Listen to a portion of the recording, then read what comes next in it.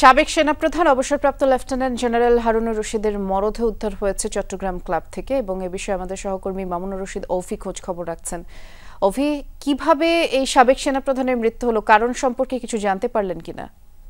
বৃষ্টি, আসলে কিভাবে মৃত্যু হয়েছে সেই বিষয়টি কিন্তু এখন পর্যন্ত জানা যায়নি এবং আমরা এই মুহূর্তে রয়েছি চট্টগ্রাম ক্লাবের সামনে এবং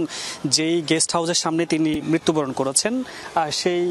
গেস্ট হাউস কমপ্লেক্সের সামনে আমরা এই মুহূর্তে রয়েছি এবং আমরা দেখেছি এরই মধ্যে আসলে যে স্বজনরা রয়েছেন, তার স্ত্রী এসেছেন এবং অন্যান্য যে সমস্ত স্বজনরা ছিলেন তারাও কয়েকজন স্বজন ভেতরে প্রবেশ করেছেন এবং কিভাবে মৃত্যু হয়েছে সেই বিষয়টি আমরা জানি। তবে ডেস্টিনির যে এমডি রফিকুল আমিন তিনি এসেছেন, তার সাথে কথা হয়েছে। তিনি যেটি বলছিলেন যে গতকাল রাতে তিনি এবং যিনি মৃত্যুবরণ করেছেন দুজনই একসাথে ফ্লাইটে চট্টগ্রামে এসেছেন, ডেস্টিনির একটি মামলা সংক্রান্ত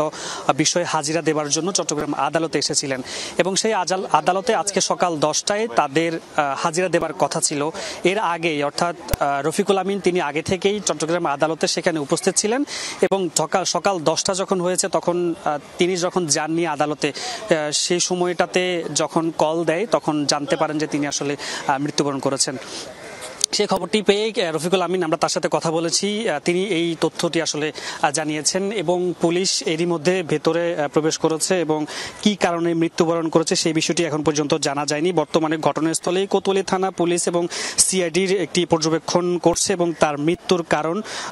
মৃতদেহ কিন্তু সুরতহাল শেষে ময়নাতদন্তের জন্য চট্টগ্রাম মেডিকেল কলেজ হাসপাতালে প্রেরণ করা হবে এবং সকাল 10টায় যখন তার দরজা নক করছিলেন এখানকার যে সংশ্লিষ্ট ব্যক্তিরা, তিনি সাড়া পাননি এবং পরবর্তীতে রোমে দরজা ভেতর দিয়ে প্রবেশ করে, অর্থাৎ আশেপাশে যে সমস্ত জানালাগুলো ছিল সেই জানালা দিয়ে প্রবেশ করেই দেখতে পান যে তিনি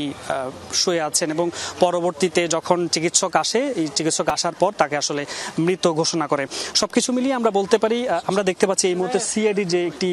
টিম বা তদন্ত টিম রয়েছেন তারা আসলে এখান থেকে বের হয়েছেন এবং পরবর্তীতে আসলে নিশ্চয়ই জানা যাবে তিনি কিভাবে মৃত্যুবরণ করেছেন বা তার মৃত্যুর সঠিক কারণ কি ছিল সেটি পরবর্তীতে জানা যাবে। ধন্যবাদ, বিস্তারিত জানাচ্ছিলেন।